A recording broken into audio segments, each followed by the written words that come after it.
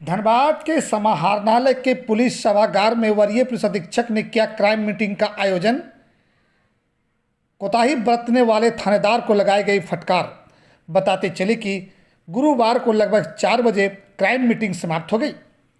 SSP HP Janardhanan के नेतृत्व में गुरुवार को समाहरणालय के पुलिस सभागार में आयोजित क्राइम मीटिंग में लंबित कांडों को लेकर समीक्षा की गई।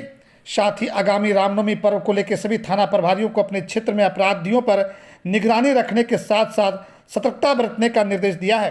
असामाजिक तत्वों को चिन्हित करते हुए उन पर कार्रवाई करने का निर्देश दिया।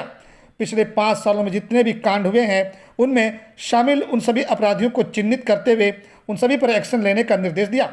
वरीय पुलिस अधीक्षक ने बताया कि पिछले फरवरी माह में जो भी कार्य हुए हैं उन सभी कार्यों की समीक्षा की गई है और आगे की कार्य योजनाओं पर विस्तार से चर्चा हुई है। कई थाना प्रभारियों को द्वारा सराहनीय कार्य किए गए हैं, उन्हें रिवार्ड देने का निर्णय लिया गया है। साथ ही वैसे थाना प्रभारी जिनका परफॉर्मेंस ठीक नहीं रहा है उन्हें कड़ी फटकार लगाई गई है। धनबाद से नीरज कुमार की रिपोर्ट। मीटिंग किया गया। क्राइम मीटिंग में ग्रामीण एसपी के साथ हर डीएसपी लोग और हर थाना प्रभारी उपस्थित रहा। पिछले फरवरी महीने में हम लोग क्या क्या काम किया है धनबाद पुलिस के द्वारा उसका हम लोग रिव्यू किया और आने वाला टाइम में हम लोगों को क्या काम करना है उस पर सब थाना प्रभारी लोगों से बात हुआ। उन लोगों को टास्क भी दिया। अभी नेक्स्ट महीना हम लोगों का रामनवमी भी आने वाला है। रामनवमी में विशेष सतर्क कैसे बरतना है उसके बारे में भी चर्चा हुआ। जो असामाजिक तत्व लोगों को चिन्हित करते हुए लोगों के ऊपर 126 BNSS के तहत कार्रवाई के साथ साथ कुछ लोगों को बाउंड डाउन करने का निर्देश दिया गया। इसके अलावा पिछले 5 साल में जहाँ भी कम्युनल इंसिडेंट्स हमारा धनबाद में हुआ है और कौन कौन व्यक्ति उस कांड में संलिप्त था ऐसे आदमी के को चिन्हित करते हुए उन लोगों के ऊपर प्रिवेंटिव एक्शन करने का निर्देश सब थाना प्रभारी लोगों को दे दिया। खास करके मीटिंग बहुत सिंपल रहा। पिछले 1 महीने में हम लोग जो अच्छा काम किया कुछ थाना प्रभारी लोग खास करके 15-20 थाना प्रभारी लोगों के द्वारा बहुत अच्छा काम किया, सबको रिवार्ड दिया गया। कुछ एक थाना प्रभारी लोगों का परफॉर्मेंस सही नहीं था, उन लोगों को थोड़ा डांट के अगला महीना अच्छा काम करने का निर्देश भी दिया। सर एक कतरास में अभी सुना जाए दुकान में चोरी घटना उसमें क्या कुछ कर रहे हैं? जैसे कि 2-3 दिन पहले कतरास थाना में एक ज्वेलरी दुकान में चोरी हुआ था। ताला कहीं तोड़ा हुआ नहीं था। अभी हम लोग जब बढ़िया से जांच किया पता चला उसके पीछे जहाँ एक जगह से एक नाली गुजर रहा था वो नाली से एक छोटा छेद करवा के हम लोगों को लग रहा है कि छोटी बच्ची या बच्चा अंदर घुस के चोरी किया होगा। अभी हम लोग FSL का टीम को भी खबर दिया है, वो लोग अपना फिंगरप्रिंट उठा लिया। हम लोग डॉग स्क्वाड को भी बुला रहा है। बाकी जो ट्रेडिशनल पुलिसिंग के तहत इसको कैसे खोलना है उस पर हम लोग काम कर रहे हैं। सर बाहर से बैठे कुछ लोग हैं जो कि अपराध को अंजाम दे रहे हैं, क्योंकि लोकल स्तर पर तो कार्रवाई हो ही रही है। अब बाहर से वैसे अपराधियों के खिलाफ क्या कुछ रणनीति बनाने का प्लान है? तो जैसे कि देखो क्राइम और क्राइम कंट्रोल एक कंटिन्यूस प्रोसेस है।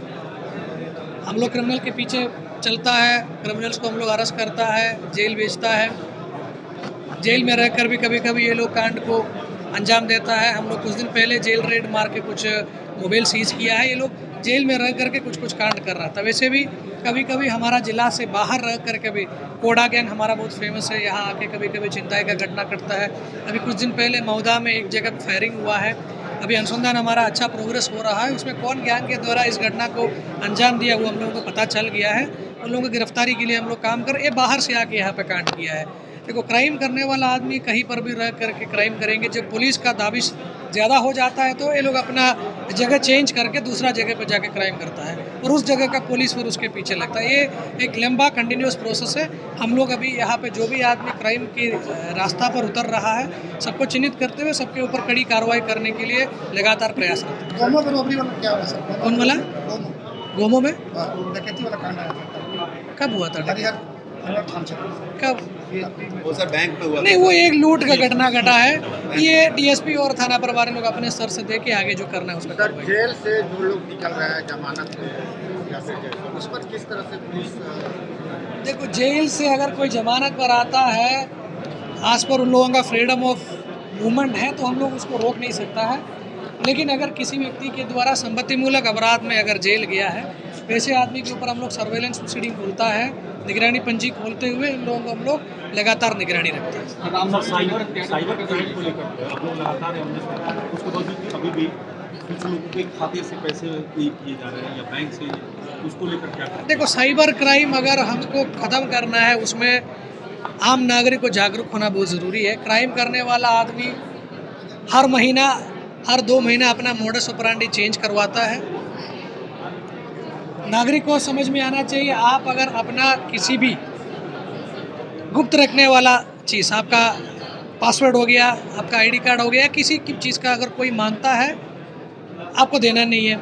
जब तक आप जागरूक, आपको अगर फ़ोन में किसी तरीके का लिंक आता है, उस पर आपको क्लिक नहीं करना है, उससे आपका फ़ोन हैक हो जाता है। जब तक हम लोग जागरूक नहीं होता है, तब तक साइबर क्राइम को हम लोग रोक नहीं लगा पाएंगे। इन्वेस्टिगेशन साइबर क्राइम का बहुत टेक्निकल हो जाता है, उसमें बहुत तरीके का एविडेंस हमको बहुत जगह से कलेक्ट करना होता है, क्योंकि हमारा झारखंड में पुलिस इन्वेस्टिगेशन के साथ साथ लॉ एंड ऑर्डर भी संभालता है।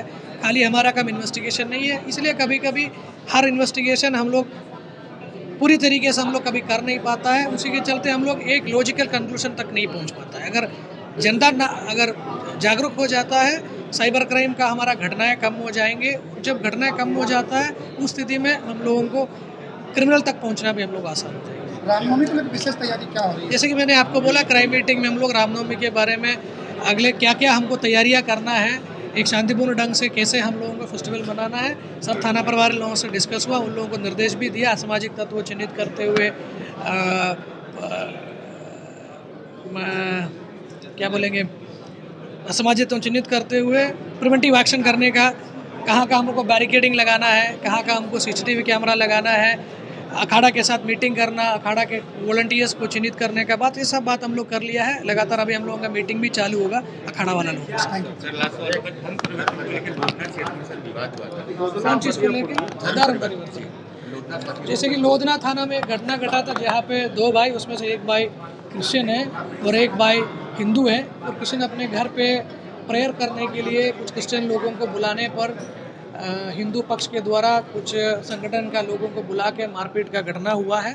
अब ये लोग आपस अपना आवेदन दिया है, कुछ कुछ एलिगेशन लगाते हुए। अभी ये अनुसंधान के बाद ही क्लियर होगा मामला क्या है। अनुसंधान में जो भी फैक्ट्स हमारे सामने आएगा, फैक्ट्स के आधार पर हम लोग कार्रवाई करेंगे।